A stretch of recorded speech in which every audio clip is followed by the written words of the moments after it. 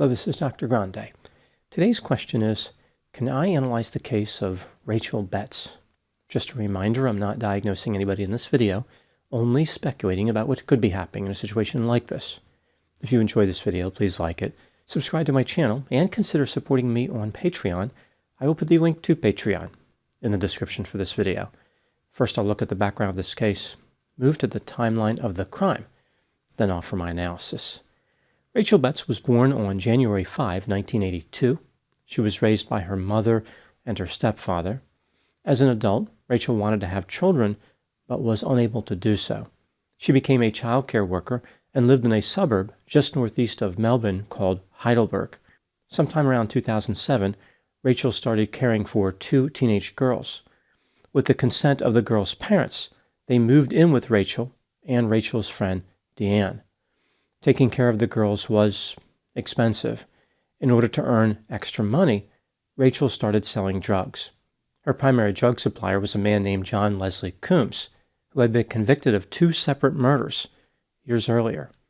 Not long after Raechel embarked on her new career, she started using drugs as well, which caused her to be paranoid and delusional. Initially, her drug dealing activity was part-time, but she became more serious about it as time went on. At the end of 2008, Raechel quit her job as a child care worker and focused her full-time efforts on selling methamphetamine, cannabis, ecstasy, and other drugs. In February 2009, Raechel, Deanne, and the 2 girls moved to the Doncaster East suburb. From her new residence, Raechel and a casual sexual partner named Romeo sold drugs together. As Raechel ran her drug trafficking empire, she continued to have symptoms of psychosis. She thought that her residence had been burglarized and her food had been poisoned with drugs. Furthermore, she was concerned that while she and the girls were under the effects of these drugs, they were assaulted. She believed the images of these assaults were posted online. It was later determined that Raechel's food had never been poisoned and no inappropriate images had been posted online. After dealing with her mental health symptoms for a while, Raechel sought the help of an old friend of hers named David. Raechel, Deanne, and the girls moved into David's home in the Mill Park suburb. On June 11, 2009, Raechel was involuntarily committed to a mental health treatment facility after her grandfather had concerns about her safety. She was treated for a drug-induced psychosis. On June 18, 2009, Raechel was discharged and eventually moved into a residence in the Epping suburb of Melbourne. She decided to continue using and selling drugs despite having family support, which would have helped her discontinue these activities. Now moving to the timeline of the crime. On August 10, 2009, Raechel Betts told a friend of hers that she had received a phone call from her drug supplier, John Leslie Coombs, saying he had a surprise for her. It was something exciting. Raechel planned on going away with John for a couple of days. The next day, August 11, Raechel talked about a fishing trip with John. The term fishing trip was code for conducting drug business. When Raechel departed for her trip at 6 p.m., she told the girls that she would be back in 48 hours. At 6:58 p.m., Deanne called Raechel and spoke to her. A man's voice could be heard in the background. Deanne believed that Raechel was fine and in the company of friends. This is the last time anyone would ever hear from Raechel Betts. On August 16, 2009, 5 days after Raechel left, a gruesome discovery was made in the town of New Haven on Phillip Island. This is 2 hours south of Melbourne. A man who was jogging found a severed human leg about 160 feet south of the Phillip Island Bridge. The leg was identified as belonging to Raechel Betts. Over 2 weeks later, on September 3, another jogger found other body parts belonging to Raechel at Ventnor Beach. 3 days later, one more body part was discovered in the same area by a female resident. The police immediately suspected that John was the killer. After all, he was familiar with the idea of murder, having been convicted of this offense twice.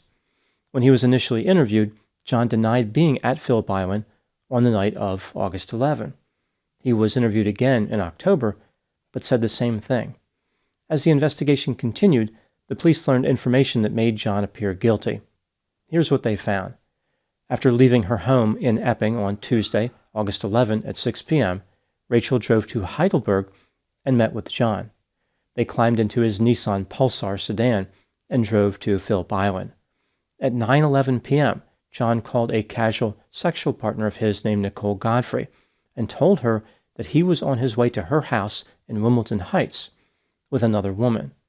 John did not make or receive any phone calls until Wednesday, August 12 at 4:07 a.m. On November 2, 2009, John Coombs was arrested for murdering Raechel Betts. He admitted that he had taken Raechel to Phillip Island on August 11, 2009, but not for the purposes of harming her. Rather, he wanted to severely injure or murder 3 men who Raechel had accused of committing those non-existent assaults when she lived in Doncaster East. Again, she thought that food was being poisoned and offenders were taking pictures of her and the girls. After arriving at Nicole's house, John, Raechel, and Nicole listened to music as they drank coffee. At some point, Raechel went to bed in the guest bedroom. As John walked by the door of that room, Raechel called him in and confessed that she arranged the assaults on the girls to pay her debts. John became furious and strangled Raechel. Using knives stored in his vehicle, he dismembered her body in a bathtub and put her remains in garbage bags. He dumped the body parts off a pier in New Haven. In May of 2011, John pleaded guilty to Raechel's murder. In August of 2011, he was sentenced to life in prison without the possibility of parole. Now moving to my analysis. It is not necessarily unexpected that a person who is convicted of 2 murders would murder again. The confusing part of this case is, why wasn't John in prison at the time he murdered Raechel? To understand the reasoning that was used, one must take a look at John's history. John Leslie Coombs was born in 1954. At the age of 15, he dropped out of school and tried to become a mechanic. After failing, he joined the Army at the age of 18 and worked as a truck driver. After sustaining a head injury in a military truck collision in 1974, he was discharged. As a civilian, John had a series of mostly short-term jobs, although he did keep a job as a hotel manager for about 8 or 9 years. On February 26, 1984, John and a friend of his named Glenn Conlon took a small boat into Port Phillip Bay. They were accompanied by a man named Michael Sperani, who may have been romantically interested in Glenn's sister. Apparently, this made Glenn unhappy. Acting in response to Glenn's displeasure, John stabbed Michael, threw him overboard, and mutilated his body with the boat propeller. People noticed that Michael was missing, but at this time, nobody knew that John was the killer. About 9 months later, on November 17, 1984, John decided to commit another murder.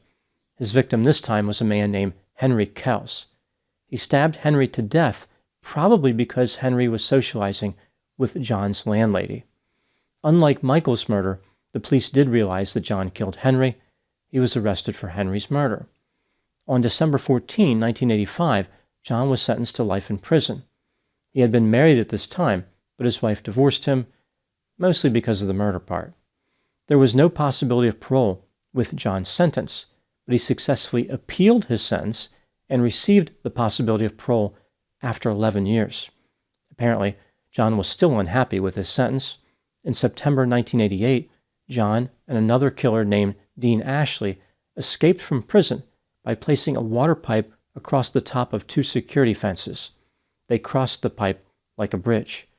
Apparently, contractors had left the pipe there.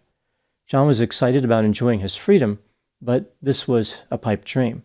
The escapees were apprehended 3 days later in a rail yard. John received a 6-month sentence for granting himself early parole. In October 1996, he was released from prison.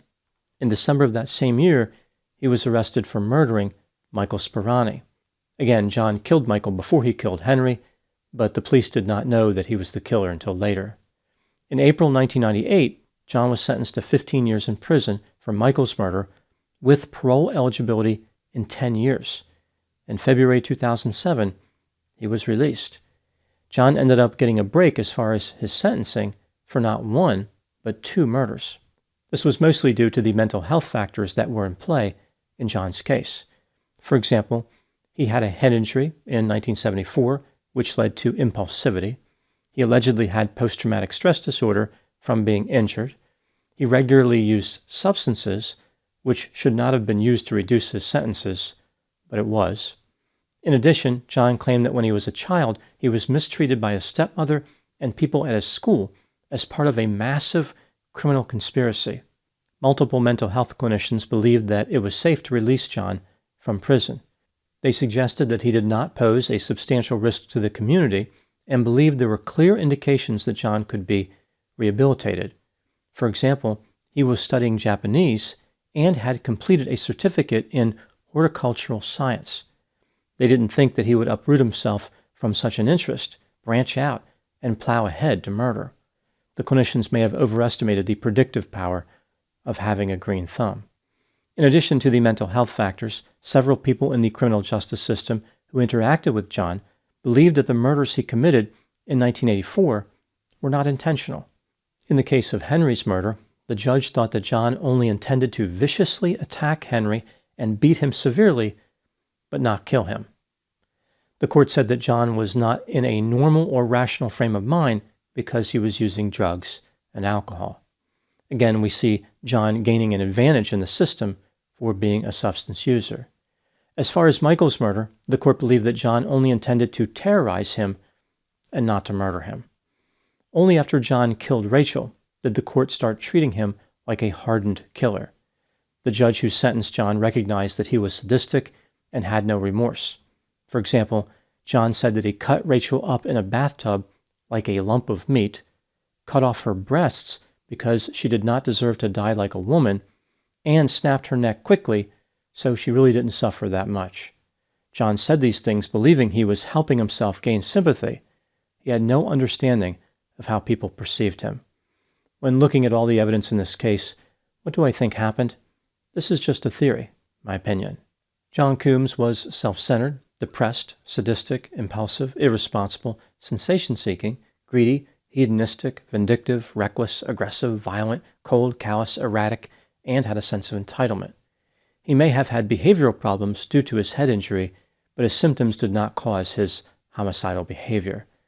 Raechel Betts found herself trapped in a world of drug dealing and drug using and was unable or unwilling to escape. Just like many mental health clinicians, judges, and others who interacted with John, Raechel believed that he would never be violent again. Everyone was wrong, but Raechel paid the highest price. Those are my thoughts on the case of Raechel Betts. Please put any opinions and thoughts in the comment section. They consistently generate an interesting dialogue. As always, I hope you found my analysis of this topic to be informative. Thanks for watching.